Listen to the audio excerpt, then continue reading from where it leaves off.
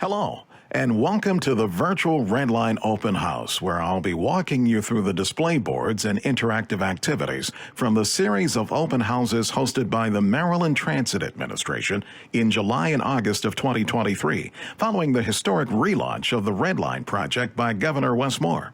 For each display board, I'll provide an overview of the information, and I'll encourage you to either pause the recording or download the PDF file of the display boards if you would like to look through the content in greater detail. Some boards included have interactive elements, for which open house attendees could use sticker dots and Post-its to share their thoughts. In this virtual version, those boards include links that will enable you to participate in much the same way using virtual tools. What is the Red Line? The Red Line is an east-west high-frequency and high-capacity transit line for the Baltimore region, traveling through downtown Baltimore between Woodlawn and Bayview. While the specific impact of the Red Line will depend on the transit mode and final alignment, we know that the Red Line will be an investment that improves transit access for seniors, connects students and workers to education and job opportunities, and integrate with existing rail stations and high-frequency bus routes. The need for the Red Line was recently reaffirmed by the Central Maryland Transit Plan in 2020 and East-West Corridor Feasibility Study in 2022.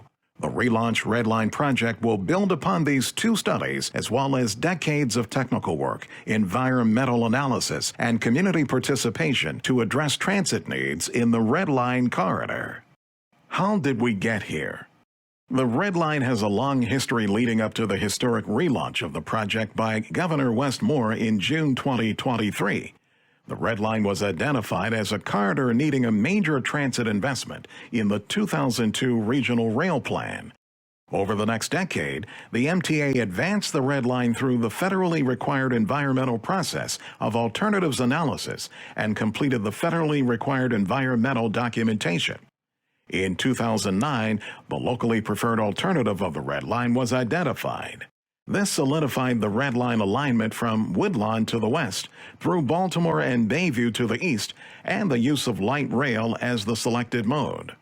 Following the completion of the additional required environmental documentation, the Federal Transit Administration gave approval to implement the project through what is called a Record of Decision in 2013.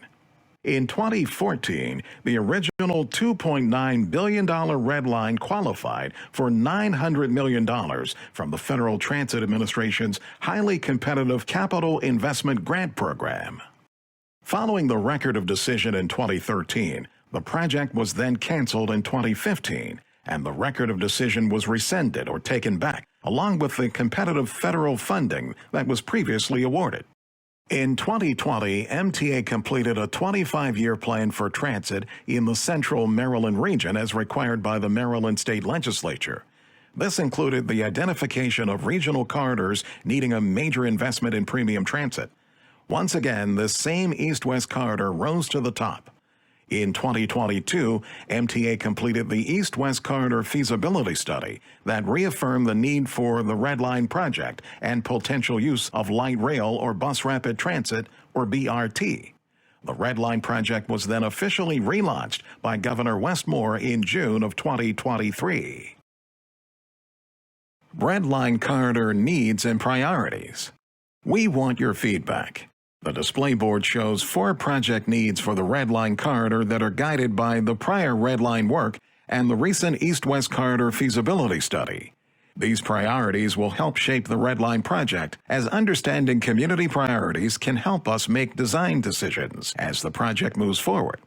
When hearing these project needs and priorities, think to yourself, what is most important to me?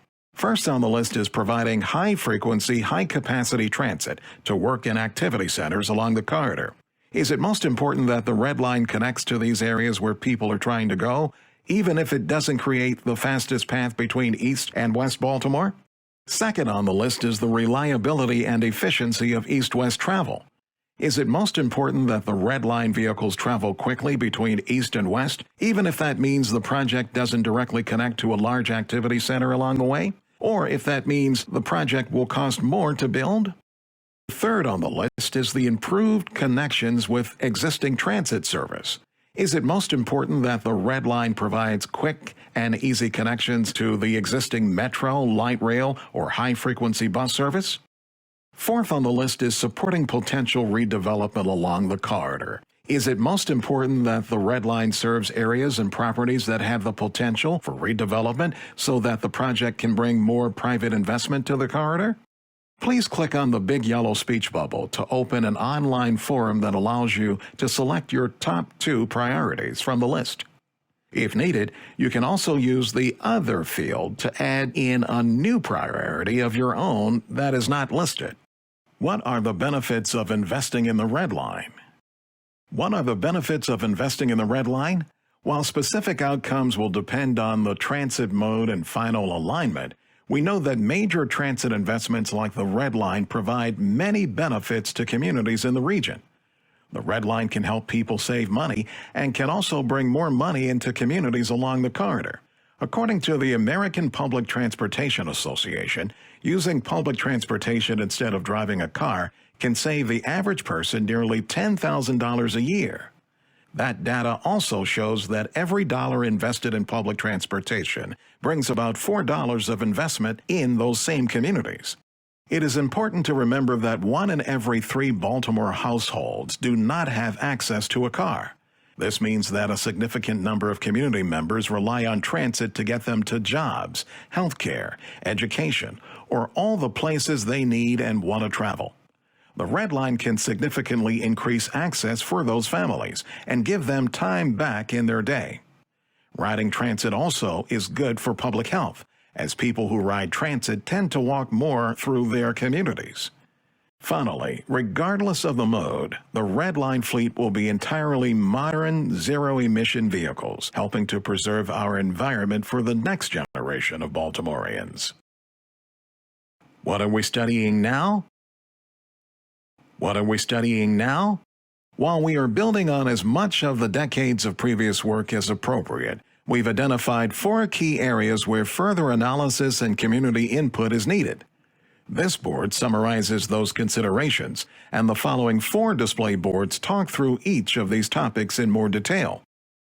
First is what transit mode to use. The 2 modes being considered are light rail transit and bus rapid transit, commonly referred to as LRT and BRT.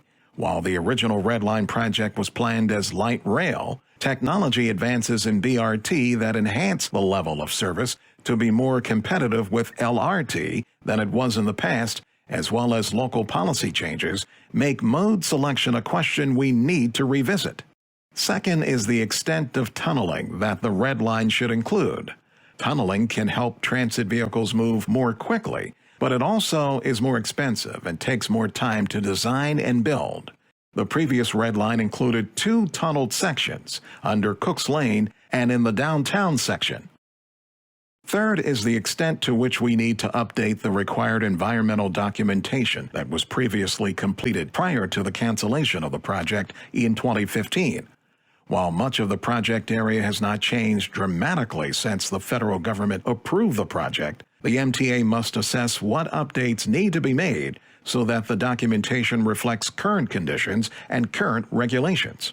In addition to changes that have occurred within the corridor, there are new projects that are underway, and it is important for the Red Line to integrate with them. For example, Baltimore City was recently awarded federal grant funds for the Reconnecting Communities pilot program to support a planning study for the Route 40 or Highway to Nowhere corridor. The 4th key consideration being studied is the alignment through East Baltimore leading into Bayview. Since the cancellation of the project in 2015, there has been redevelopment of property along the corridor that requires adjustments to the alignment of the Red Line. Looking to the future, it is also critical that the design of the Red Line does not rule out additional transit investments to the east of the project into Baltimore County. Bus Rapid Transit. Bus Rapid Transit, or BRT, is being reviewed as a potential mode for the Red Line. BRT is a high-capacity transit option that generally features dedicated lanes for the buses and uses stations instead of the standard bus stops we see across Baltimore today. It is worth noting that any buses used for a BRT version of the Red Line would be zero emission, as MTA is currently transitioning its entire fleet to zero-emission vehicles like battery electric buses, for example. Although there are red dedicated bus lanes in Baltimore, we currently do not have any BRT operating in the region. In order to qualify as premium BRT, the Red Line would include actual physical separation from traffic to give it the travel time that is analogous to rail. It has different bus vehicles that you can enter from all doors and that can hold more people. The stations are large capital investments that look more like train stations with greater architectural consideration than bus stops. The pictures on the right of the display board show two examples of BRT in other parts of the country that can offer lessons learned to the Red Line project. Overall, BRT offers a variety of benefits and challenges, and these trade-offs are important to weigh when selecting a mode for the project. The first area of consideration shown on the display board is that of the project delivery or implementation, including the potential for private development that results from the project. One major benefit of BRT is that it would likely take about 3 years less than light rail to complete design and construction. Plainly speaking, a BRT version of the Red Line would likely get built faster. On the other hand, BRT may inspire less private development or investment around stations, often referred to as transit-oriented development or TOD. The second area to consider relates to operations and cost. BRT tends to be cheaper to build and could potentially be built within existing publicly owned space, reducing the need to purchase or impact private property. However, once built, a BRT project would require more operators than light rail to run on a day-to-day basis. The third area to consider is the availability of federal funding. Implementation of the Red Line will require financial contribution from the Federal Transit Administration, most likely through the Capital Investment Grants, or CIG program. These CIG funds are highly competitive, as many cities and regions across the country are also seeking funding for their own transit projects, and the lower cost of BRT projects has made them more competitive. As evidence of this trend, the current CIG projects nationwide include 39 BRT projects and only 8 light rail transit or LRT projects. The fourth area to consider is travel time and project feasibility. A major change since the original Red Line project is Baltimore City's Complete Streets Law, which prioritizes people walking, riding bikes, and taking transit over people who are driving alone in a car. This new policy provides a bigger likelihood that space in the street can be dedicated to transit vehicles, including buses. That said, sometimes dedicated lanes for transit can be blocked or interrupted at intersections. The speed of transit vehicles depends heavily on how well car traffic is separated from the transit lanes and also on the level of traffic enforcement to keep those lanes clear. The final area to consider is capacity, or how many people BRT can move. BRT implementation in other regions has shown that BRT can likely handle the expected ridership for the Red Line corridor. However, BRT buses generally have less space for passengers than light rail trains, and days with major events may exceed the anticipated ridership for the project. Light rail transit. Light rail transit, or LRT, is being reviewed as a potential mode for the Red Line. Although we do have light rail operating in Baltimore today, the pictures on the left side of the display board show 2 examples from other cities with more modern vehicles that are easier to board. Overall, light rail offers a variety of benefits and challenges. These trade-offs are important to weigh when selecting a mode for the Red Line project. The first area of consideration shown on the display board is that of project delivery or implementation, including the potential for private development that results from the project. A benefit of light rail is that it can motivate people to invest in the property around stations. This is commonly referred to as transit-oriented development, or TOD. However, the design and construction for light rail is more complicated than BRT, partially due to the need to install rails in the ground and overhead wires to provide power. Overall, light rail will likely take longer to build. The second area to consider relates to operations and cost. Light rail infrastructure has higher costs to build and also costs more to maintain. While it has higher construction and maintenance costs, light rail does require fewer operators to run service day to day. The third area to consider is the availability of federal funding. Implementation of the Red Line will require financial contribution from the Federal Transit Administration, most likely through the Capital Investment Grants, or CIG program. These CIG funds are highly competitive, as many cities and regions across the country are also seeking funding for their own transit projects. The CIG program has a history of funding light rail projects and previously granted funding to the Baltimore region for the Red Line project that used light rail. However, looking through the current transit projects from across the country being funded by CIG, there are only 8 light rail projects as compared to 39 projects that use BRT. The fourth area to consider is travel time and project feasibility. Once built, light rail can have faster end-to-end travel time and reliability. This is partly because it avoids sharp turns and segments of mixed traffic with cars. That said, the design of light rail is less flexible, and it can require more utility and construction impacts to build. The final area to consider is capacity, or how many people light rail can move. Light rail trains are generally longer than buses in BRT systems, and therefore can carry more passengers on the corridor. On the other hand, the time and funding required for light rail could limit the number of additional transit corridors that could be pursued in the region, which may limit the overall passenger capacity of the transit system. Tunneling considerations. The previous Red Line included 2 tunneled segments, one beneath Cooks Lane just west of Edmondson Village and another beneath downtown. Tunneling can offer several benefits. It can allow for quick travel through downtown, minimize impacts to streets and traffic, and create a direct underground connection to Metro. However, it also presents several challenges. Design and construction of tunnels can take several years longer to complete. Tunneling also adds greater risk to the project due to potential unforeseen issues below ground, like historic resources and underground utilities. Overall, tunneling adds significant cost to the project. In the original Red Line project, the tunnel portions accounted for about $1 billion of the $2.9 billion total project cost. After construction is completed, ongoing maintenance costs are also higher for tunnels. Finally, while a tunnel can provide a more direct connection to the metro, tunneled portions of the project would have less direct connections to both existing light rail and bus routes on the street. A major change since the original Red Line project is Baltimore City's Complete Streets Law, which prioritizes people walking, riding bikes, and taking transit over people who are driving alone in a car. This new policy provides a bigger likelihood that space in the street can be dedicated to transit vehicles like light rail trains. Environmental updates.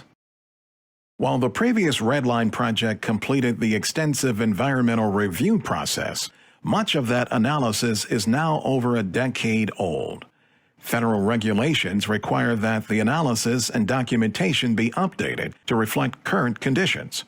Some of the inventory's analysis and studies the project team will be updating during this phase of the project include equity and environmental justice, natural resources, socioeconomic and land use patterns, historic resources like our treasured historic buildings or monuments, climate change and resiliency considerations like those related to heavy storms or flooding, air quality, noise vibration and electromagnetic interference, hazardous materials, and transit and transportation network effects, indirect and cumulative effects of the project.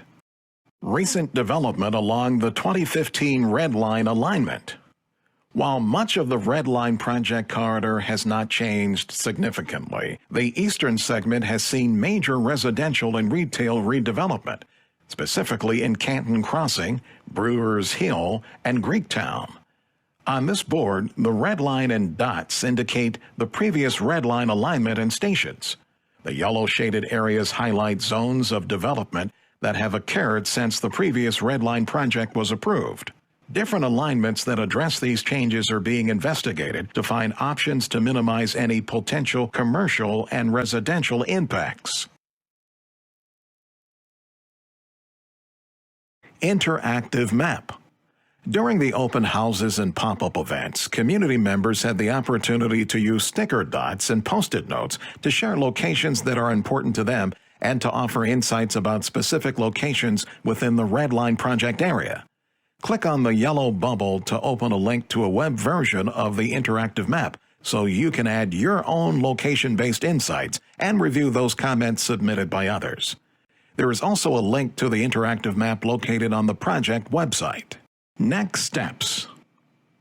While we are in the early stages of what will be a project that spans several years to get through environmental analysis, engineering, and construction, we are building on the decades of previous work to move the project quickly. Over the next year, the project is moving through alternatives development and preparing to apply for competitive federal funding under the Capital Investment Grants or CIG program. During the summer of 2023, the project team will receive and incorporate public feedback received through open houses, pop-up events along the corridor, survey results, and other comments submitted through the project website. This feedback will be used to refine the alternatives to be studied further. In the fall of 2023, the project team will complete detailed study of the project costs, benefits, and impacts for multiple alternative alignment options and modes. There will be ongoing public and stakeholder engagement throughout all phases of the project. Additionally, MTA will host another series of public open houses and pop-ups in the fall of 2023. These open houses will share information regarding potential benefits and impacts of the various approaches, as well as estimated timeline and cost considerations. Through this public and stakeholder engagement, the project team will receive and incorporate feedback on preferences and trade-offs that will inform the development of the project. During the winter of 2023-2024, the project team will share the results of the technical work and public input with elected officials. MTA's goal is to conduct an unbiased, transparent, and technically sound process of analysis and engagement to inform decision makers as they allocate the state's budget. MTA will present the findings of this analysis and feedback received from the public to elected officials. Ultimately, this information will help to guide a decision about which alternative or alternatives should move forward for further environmental and technical analysis and ultimately advance into the federal environmental and funding process. MTA plans to apply to enter this competitive funding process in August of 2024. The specific timeline to complete construction of the Red Line will largely depend on the decisions made over the coming months regarding mode, tunneling, and alignment. Parallel efforts. There are many other important transportation projects going on within the Red Line corridor.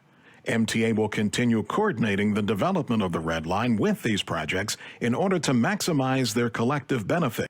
There are 6 icons on the board representing each of the parallel projects. The 3 projects across the top row are being led by MTA. First is the MTA's Fast Forward program that is providing short-term investments like bus shelters, real-time information signs, and accessibility improvements at bus stops. More information on this project can be found at mta.maryland.gov/fastforward. While the Fast Forward program has some locations in construction, the Rays East-West Priority Corridor project is currently in the design phase. Improvements as part of the Rays project include transit priority treatments like dedicated bus lanes and pedestrian safety investments that help people safely cross the street and also get to and from bus stops. More information on this project can be found at raysbaltimore.com. The East Baltimore County Access Study will soon be launched to evaluate alignments for further expansion east to reach important destinations and job centers in Baltimore County as part of a future project. On the second row of the display board, there are two significant projects being led by partner agencies, with whom the Red Line Project team will continue to collaborate. First is the West Baltimore United Planning Study, led by Baltimore City DOT, that seeks to reconnect historically black communities that were divided due to the construction of the US 40 Franklin-Mulberry Expressway in West Baltimore. The Frederick Douglass Tunnel project, being led by Amtrak, will implement track and tunnel improvements to address the largest rail bottleneck on the Northeast Corridor, and will also provide a new West Baltimore MARC station, which is located within the corridor of the Red Line project. The final project included on the display board is the North-South Corridor. This project is being led by MTA as an outcome of the Central Maryland Regional Transit Plan. This project is in the planning stages, and it will be critical that the Red Line design allows for a strong connection to this future high-capacity transit corridor. More information on this project can be found online at rtpcorridors.com, north-south. Staying engaged. We want you all to stay engaged with the Red Line Project. In order to get more information about the project moving forward, we encourage you to visit the project website and also sign up for email updates from the project team using the links on the display board. You can stay tuned to the project's social media accounts by following us at Redline Maryland. Last but not least, you can take the survey to provide us your feedback on the key questions from the project team. We certainly appreciate your participation in the project's public engagement efforts and look forward to moving the Red Line forward together.